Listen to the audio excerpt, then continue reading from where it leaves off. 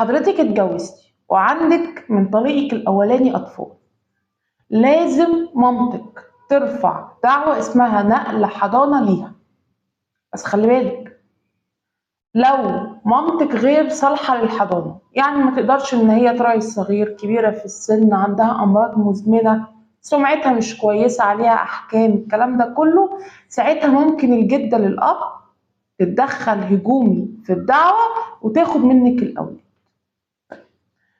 عندنا هنا في مصر انتي اتطلقتي، لو اتجوزتي تاني العيال هتتاخد منك للأسف، قانون وشرع وكل حاجة. فعشان كده لو انتي هتاخدي خطوة الجواز تاني فكري كويس، عشان وارد الأولاد تتاخد منك. مامتي عايشة، ساعتها لو مامتك غير مؤهلة زي ما أنا قلتلك، ساعتها مامته هي اللي هتاخد منك الأولاد، وما تجيش بعد كده تعيطي طب ما أنا هتطلق. هتتطلقي لازم تبقى طلقة ما فيهاش رجوع، ما تبقيش في العدة، تمام، علشان تقدري تضمي الصغار تاني لحضانتك.